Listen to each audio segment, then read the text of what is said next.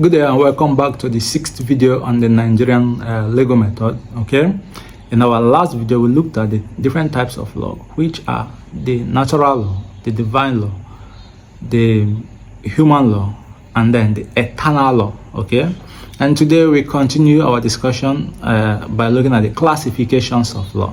Basically, there are different classifications of law. For instance, we have the common law versus the civil law, common law and equity, private and public law.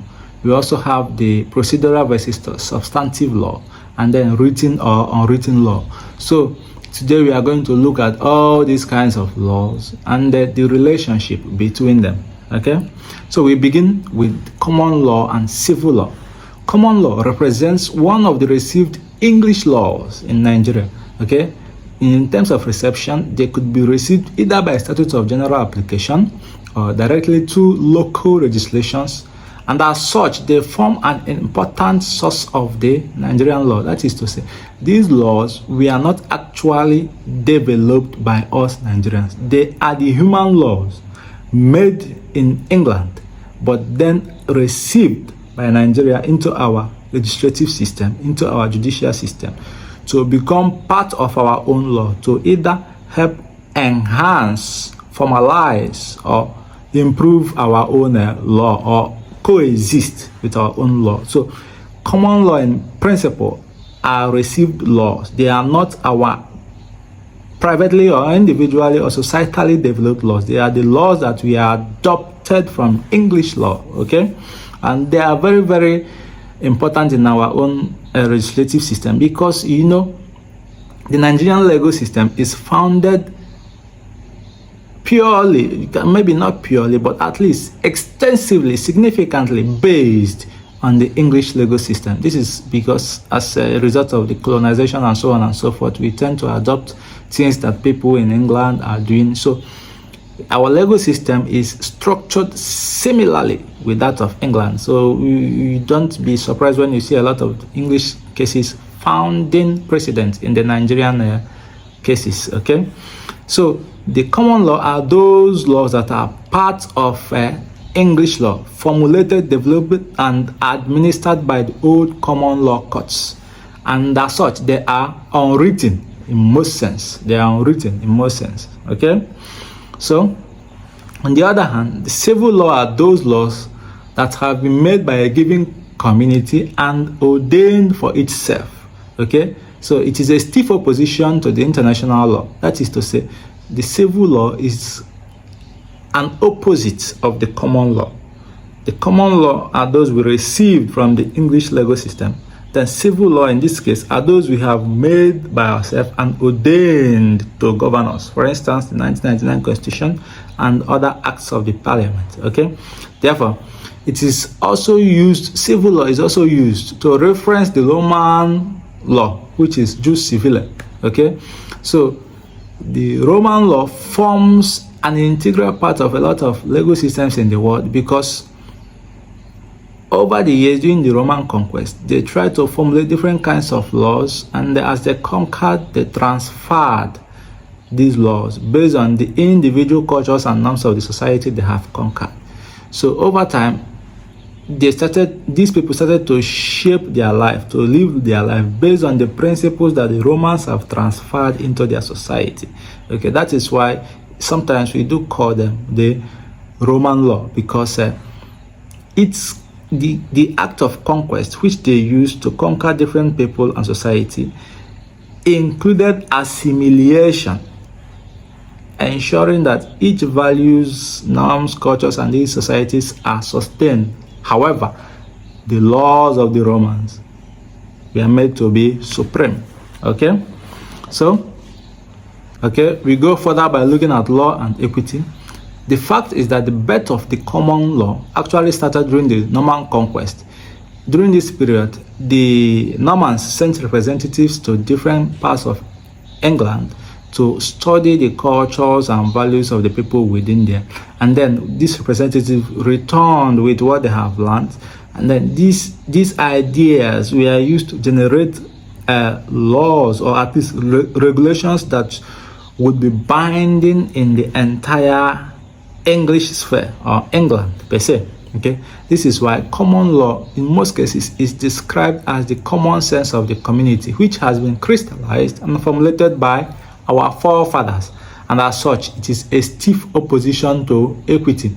So these representatives brought back ideas and views about the cultures, principles of different regions, and they were crystallized together, they were augmented, they were made together to form a common law that is applicable in the entire England. Okay, however, they are stiff or different from the principle of equity. Okay, these differences are very paramount or easily evidenced in application. Okay, so in common law, for instance, all civil actions had to begin with the issuance of writ, which the applicant or plaintiff will have to purchase through the Chancery Office.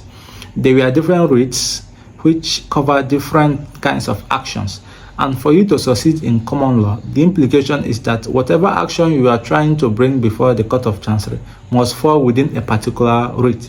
So in a situation whereby you don't have a writ that covers the action you want to bring, then you cannot bring such action and you cannot succeed. So this is one of the limitations that comes or came with the common law. Therefore, common law courts were concerned more with the form of action that was brought before it, instead of the substances of the cases that were brought before it. Okay. Another limitation of the common law is that remedies were unsuitable at that time. Okay. For instance, the only remedy that one could get for award of damages or issues of breach of contract was award in the form of damages, and people were never compelled to perform duties or obligations in terms of specific performance. Okay, therefore the common law system didn't recognize the concept that even after paying damages you could still be ordered to restate the person or put the person back in his or her original position. Are you getting the point? Okay.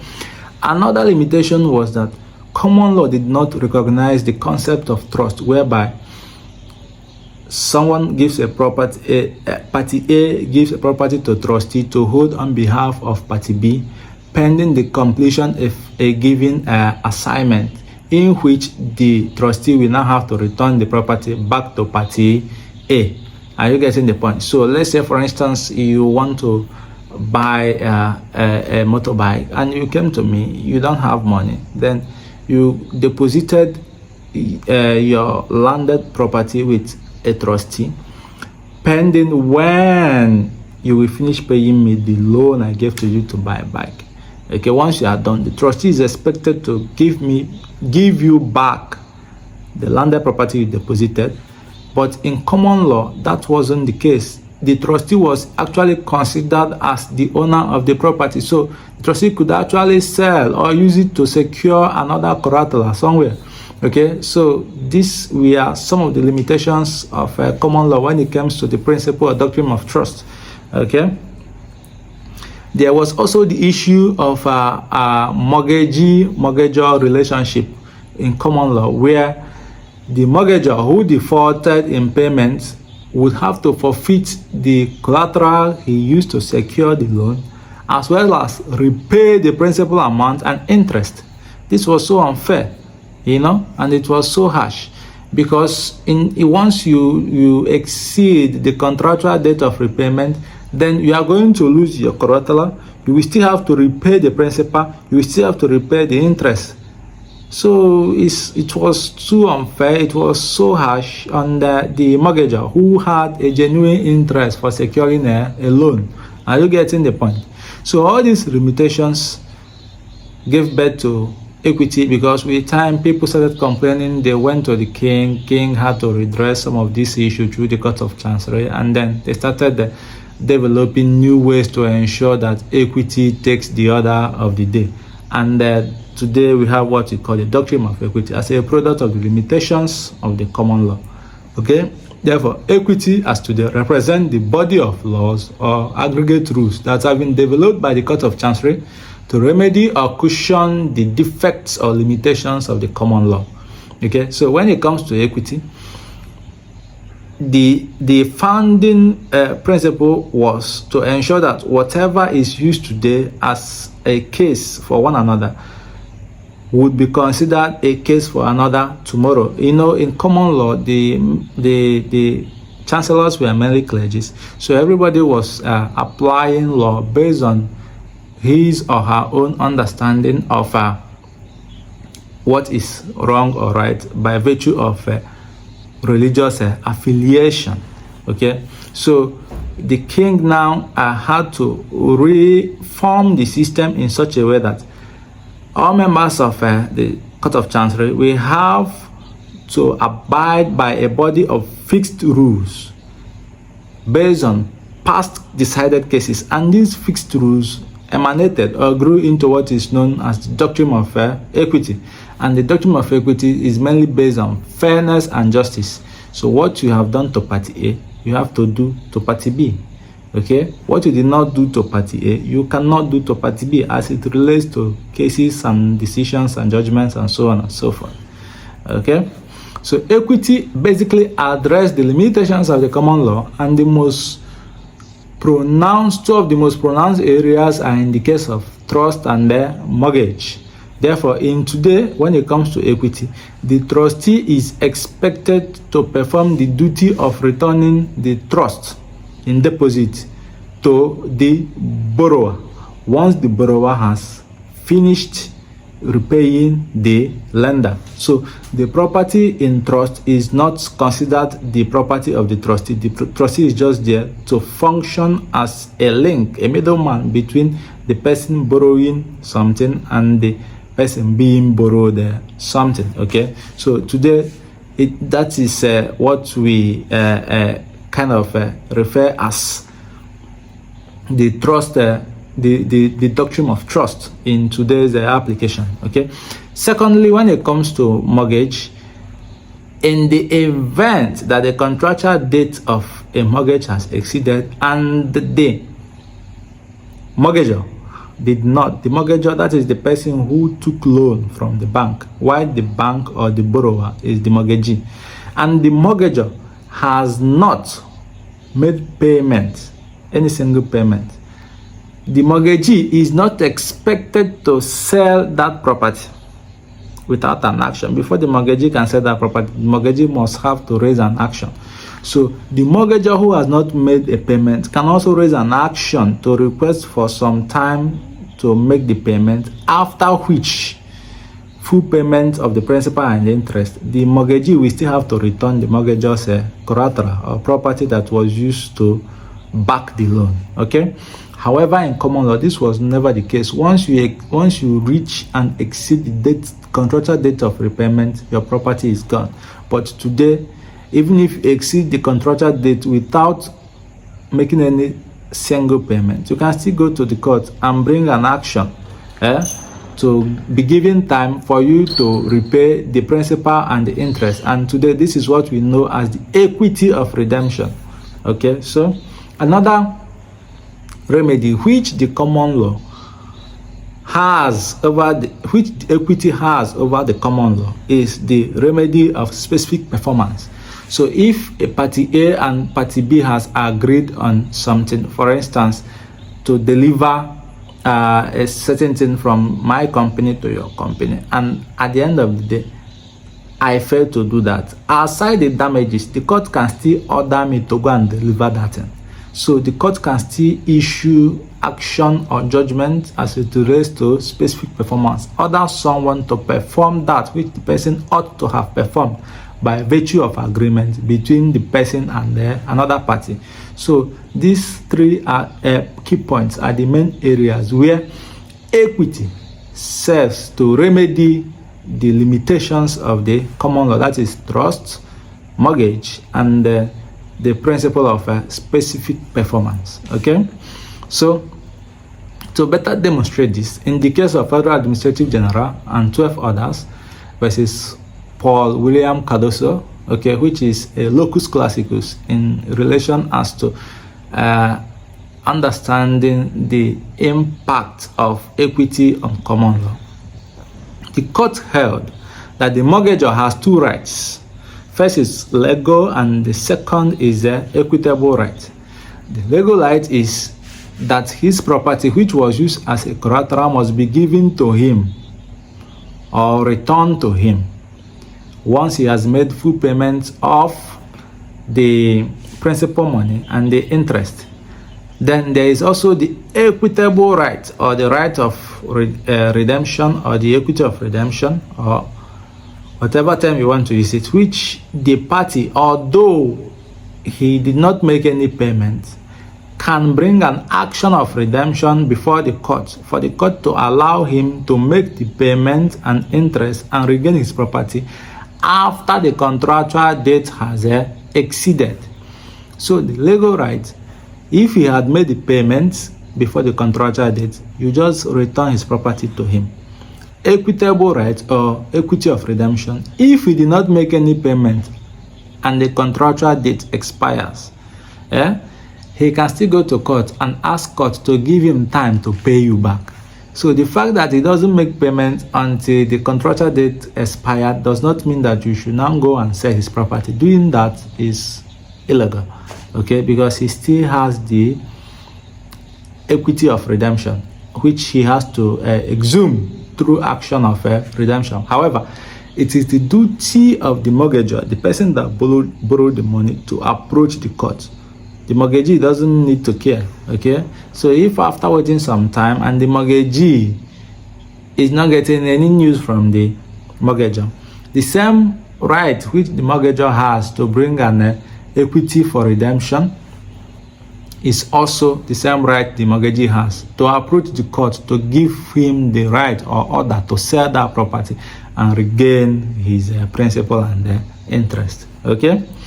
So now, with common law and equity addressed, we move into public and private law. In principle, public law are those fields of law that deals with the main concern of the state. They regulate the relationship between a state and another state, or a state and its citizens, okay? The most commonly featured distinct areas of law in this area are constitutional law, which is all about our constitution, criminal law, crimes, and administrative law, public offices. So we will still discuss all this in detail, okay? Constitutional law is concerned with the constitution and how it operates. It regulates the functioning of the organs of the government, both at the federal and the state level, as well as the relationship between these organs and the individual. It is the Constitution of Nigeria, 1999 as amended, that created the executive as those with power to execute the functioning of the government, the legislatives or legislature as those with powers to make law, and judiciary as those with powers to interpret the law, okay? So this constitutional law determine these organs of government, how they are expected to function together, and then the relationship between the organs of the government and the citizen. The legislatures will make the law, the judiciary will interpret the law, then the executive will execute the interpreted law. So legislatures made law that murder equates to life imprisonment or death by firing squad.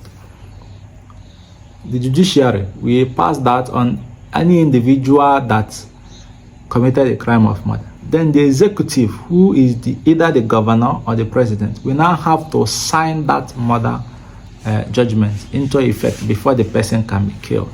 Okay, so criminal law, on the other hand, is concerned with the punishment for wrongdoings that the society considers to constitute a crime, something that the entire society has agreed upon by virtue of human law as a crime. So the punishment for it is what is featured mainly in the criminal law. Then administrative law, on the other hand, determines the legality or otherwise of the actions of the people or officers within a public office. Okay, how the laws that govern how INEC is expected to conduct election, the laws that govern Ministry of Health, and so on and so forth. All these are administrative laws. Okay, so In a situation whereby the public officer functions within the defined law, does not go outside the provisions of the law, it is said that the person is functioning intra vires. However, if the person goes outside the provision of the law, usually for his or her personal benefit, interest, or selfishness, then the person is said to have functioned ultra vires. So when it comes to administrative law, issues arise when people function ultra vires, but when they are functioning intra vires within the provision of the law, they seem to be protected. Okay, so with that done, we look at private law. Private law simply implies that part of law that is mainly concerned with the rights and duties of individuals in their daily relationship. Okay, the involvement of the state here is just to provide a civilized system of adjudicating and resolving disputes between these individuals. Okay, that is why when adjudicating these such cases, the emphasis that court relies on or places such adjudications on is on the terms of the contract of agreement as agreed and signed by these parties and considered to be binding on two of them. Okay, so good examples of public law are the law of tort and the law of contract. Okay, so we now look, with discussions on public law done, we now look at differences or the distinguishing elements between public and private law. First is the title of the case. In public law, the title is usually the state versus the accused. Okay, because it is the state that brings an action of a crime against an individual. Therefore, the state or the commissioner of police versus the accused, that is usually the title. And the V in this case is pronounced as versus. But in private law, it is the plaintiff and the defendant. The plaintiff is the person who believes that he has suffered a wrong, and then the defendant is the person whom he believes did the wrong to him. So the V in this case is pronounced as and. So criminal law, state versus the accused. Public law or private law, plaintiff and the defendant. Okay, so the nature and the extent. In criminal law, the main concern is about actions that constitute wrongdoings against the entire society, and the punishment for such actions are contained in different codes. In Nigeria, for instance, we have two codes. We have the penal code for the northern part of Nigeria and the criminal code for the southern part of Nigeria. So for someone to be punished in a criminal law or receive punishment for a crime, there must be a defined punishment contained within that code. If there is no defined punishment, then such case wouldn't be considered as a crime, and there wouldn't be punishment given to the person. So, you know, as judiciary, the judiciary don't make the laws; they are just there to interpret it. So, in essence, the nature and the extent of criminal law is that there must be a defined code that contains punishment, different kinds of crimes, and a punishment for each crime. That was why in the case of Ayoko versus Fabemi, the court set aside the case because there was no punishment for adultery in southern part of Nigeria as contained in the criminal code. Okay. However, on the other hand, private law focuses on the relationship between the individual by making references to the terms and conditions of the agreement. So whatever they have agreed to be binding on them is what the court will consider in private law. Okay, objectives and the purpose. The central objective of public law is to deter, atone, and reform from punishment at the instance of the state. So by punishing someone who committed murder through death penalty, it is expected that people will be deterred from committing murder. Okay, and then the person who suffered the crime will be the person who suffered the crime, or the victim will be atoned.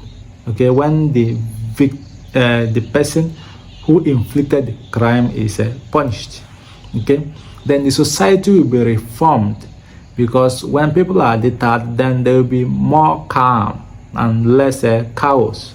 While on the other hand, private law is focused on getting an award of damages or compensation for the plaintiff whom believes or whom the court believes has suffered wrong.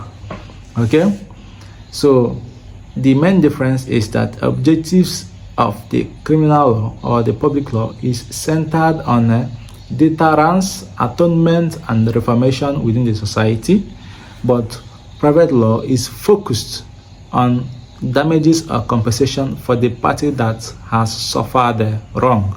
Okay, procedural or commencement of proceeding. For public law, in this case criminal cases, the procedure or commencement of proceeding is that the proceeding must be instituted or commenced by the state, either through the law enforcement agent who has made arrest of the suspect, or by a complaint made by an individual.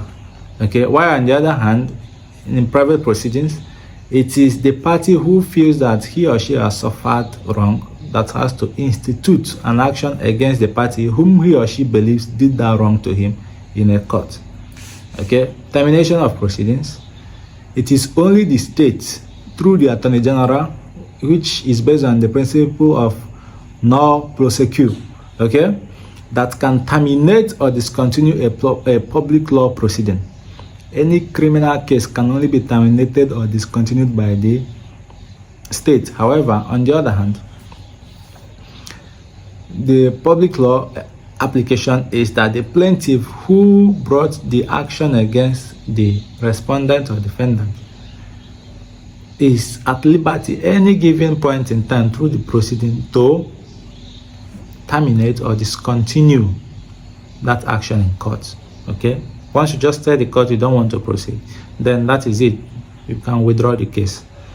Okay, so standard of proof in public law or criminal law per se, because once we mention public law, the emphasis is always on criminal law, as all acts or actions in public law relates to crimes of different nature. Okay, standard of proof is beyond reasonable doubt. You must prove beyond reasonable doubt that the person you said committed a crime actually committed that crime. The reason is because the punishment can be severe. Okay, take a murder for instance, where the punishment could be death sentence. Then you must prove beyond reasonable doubt that that person actually committed the murder. Why, on the other hand, standard of proof in civil or private law is mainly on the balance of probability. Okay, that you agreed to deliver cement to me, you didn't deliver the cement, so I couldn't finish my factory, and as such I lost money because I couldn't finish my factory. What is the probability that if you had delivered the cement, I would have finished my factory on time? And what is the probability that finishing the factory on time would amount to production and sales instantly that would have led to me either gaining or losing money? Okay, that is the emphasis of private law when it comes to standard of proof. Okay, decision or verdicts of the court. In criminal law or public law per se, the accused is found guilty. The application is the accused is either found guilty or not guilty. So when the accused is found guilty, he or she is then sentenced, that is convicted. But if the person is not found guilty, then the person is discharged and acquitted. However, in private cases, the defendant is found liable to have done what the plaintiff said he or she did. Okay, but if the person is found not to have done or engaged in that act, then the person is not liable. Okay, sanctions and remedies. In public law, an accused that has been found guilty will be punished. There's punishment for being found guilty in public law. While in civil law, the remedies include damages, compensations, injunctions to specific performance. There are presumptions. In criminal law, an accused is presumed to be innocent until found guilty or proven guilty. Okay, but there is no such presumption in private law. Okay, so when it comes to plea, forget the pleas we have here, maybe typological error. But when it comes to plea, in public law, the plea is that you are not guilty or you are guilty, depending on the circumstances surrounding the case. But the plea in private law is liable or not liable. So other terminologies in public law, we have the prosecutor, which is the person bringing the action before the court, the defendant, who is also the accused, guilty, which is the plea or the judgment, conviction, which is the punishment, discharge and acquitted, which is to say that the person is not guilty. In civil proceedings, we have plaintiff, the person bringing the action against the defendant, petition in case of divorce, applicant in case of habeas corpus, whereby the court, through the route of habeas corpus, will order someone to appear before the court. Okay, liability, okay, when you are found to have done the act.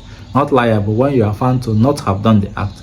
Defendant, the person responding to the case, or appellant, as the case might be. Okay, so another difference is defense available.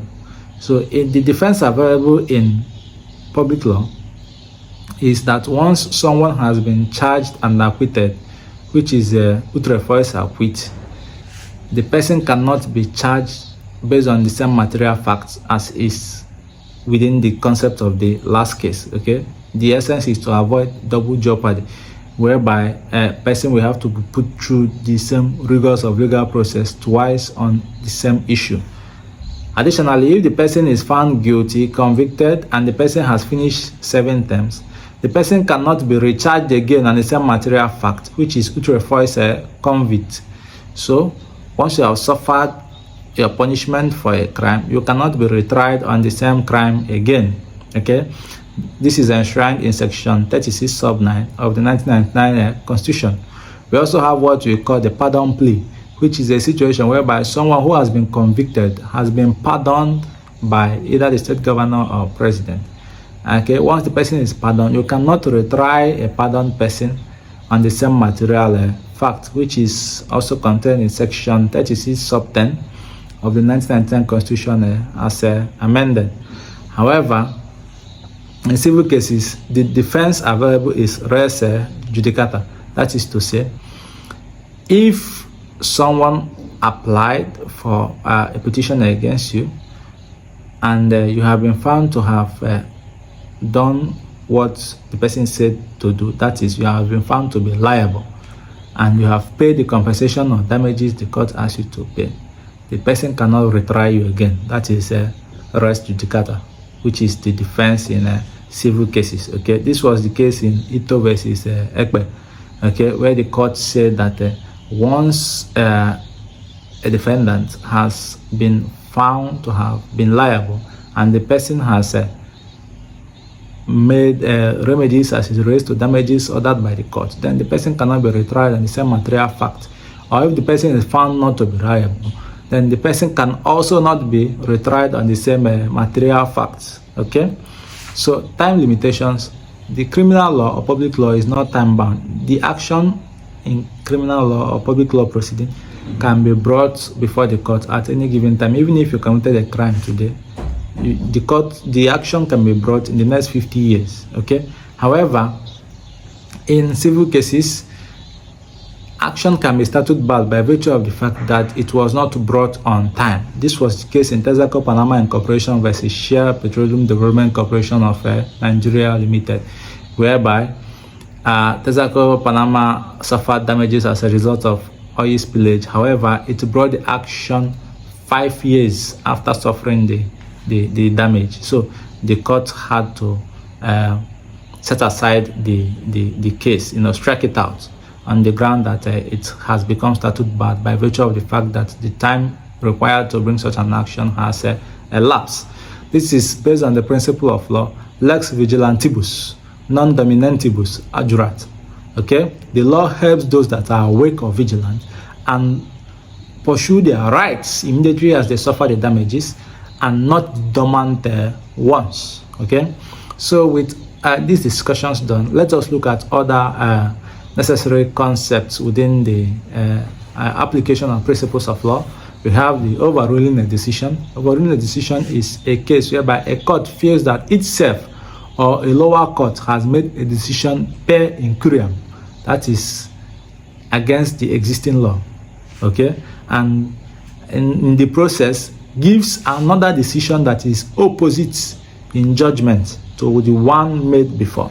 Okay, so for instance, in Addis Ababa versus Adeyemi, it was actually law that non-compliance with conditions of bond of appeal, when raised, would be enough to strike out an appeal as incompetent. However, the court considered that such decision shouldn't be made applicable because it limits a whole number of things, and as such overruled it. Okay, that is Supreme Court overruling itself. Okay, in the case of Sulakatu versus Nigerian Housing Development and another, this decision in Addis Ababa versus Adeyemi was overruled. And then another principle in overruling that you have to understand is that overruling is subject to the hierarchy of the courts. Only a higher court can overrule a lower court, but all courts can overrule themselves. High court can overrule high court decision, okay, but high court cannot overrule appeal court decision. Appeal cannot overrule supreme, okay, but at the same level they can overrule each other, and then the court that is lower.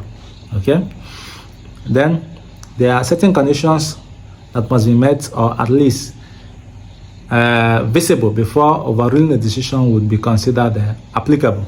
First is that it has become a vehicle of injustice. Okay, Imo State, whereby the governor who came forth became considered or ruled to have become the winner of the election. Okay, it's a clear vehicle of injustice. So such decision in the future needs to be overruled by the Supreme Court. Okay, per incuriam, that is to say, the wrong law was used in that case, or erroneous law.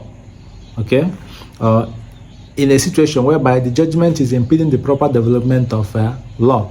The fifth case could be where having results that are unjust and undesirable or contrary to public policy.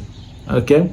The sixth condition is that the decision is inconsistent with provisions of the Constitution. Anything that is inconsistent with provision of the Constitution, whether it is an act of the Parliament, decided cases, automatically is void. Okay. Then finally, that the decision is capable of furthering the exercise of judicial discretion of a court. A decision that limits the capability or capacity of a court to function proper. Okay, such decision has to be overruled. Okay, so reversing a case or reversing a decision, it is also known as setting aside, and this is a situation whereby a court sitting on an appeal from the decision of a lower court is said to have reversed the decision if that court gives a judgment that is opposite to that of the lower court. Okay, so maybe you went to high court to settle one or two issues, and you, at the end of the judgment, you feel that you didn't get what you deserve. Then you go to appeal, and then appeal considers the case based on certain material facts that the trial court ignored, and then decides that the judgment should be in your favor. That is to say, they have set aside the decision of the trial court and then given a new decision of appeal in your favor. Okay, affirming or upholding a decision. This is a situation whereby a higher court affirms or agrees to the decision of a lower court, okay, based on the fact that it finds such decision to be correct and should remain standing. So you had a case at the trial court, which in this case, let's take the high court for instance. You were not satisfied, you go to appeal. Appeal court decides that the decision that was heard in high court is right and correct. Therefore, they can affirm it and say that they are in line with what the high court has decided. Okay, so distinguishing a case, usually to distinguish a case imply that the court considers a particular case to be different from the past case based on the material fact present. Okay, so it is a material fact that is used to distinguish a case, no matter the situation on the level or hierarchy of the court. A court is said to distinguish a case when it reaches the decision that the case now before it the issue or issues involved in the past are substantially different as it relates to the material facts within the present case. Okay, that is to say, cases are distinguished based on material facts. However, if the issues or material facts are the same, then the judicial precedents set by the previous court or by the previous decision must be allowed to hold. Okay, so that we could be able to control rascality within the judicial system. Okay, so once the material facts or issues are the same, then you can't distinguish it. Doing that will become double jeopardy. Okay, so substantive and procedural law. Substantive law, the main difference between these two is that substantive laws lay down the legal rules and principles that guide the court in making a decision. Okay, it also defines the rights and duties of the person. Okay, while procedural law describes the manner in which such rules are to be made and applied. So a good example is the criminal law, which lays down the rules and regulations that govern the criminal process, punishment for the criminal, and so on and so forth. While the criminal procedure is the manner in which the trial will be done, whether it should be open trial or closed trial, and so on and so forth. Okay, then written and unwritten laws. The written ones are those that are documented, which we can access and have a copy and keep for ourselves, while the unwritten ones are those that are not documented, which is synonymous with our customary law. Okay, that so and so people should pay so and so bride price. Most of them are not documented. Each custom has whatever is obtainable within its sphere. Okay, so that is the main difference. With that, guys, we come to the end of today's lecture, and I do hope that it was as we expected it to be. Thank you for staying around, and we hope to see you in our subsequent lectures. Don't forget to like, share, and comment. Whatever question you have, do comment, and be assured that all your questions will be answered. Thank you so much, and see you in our next lecture.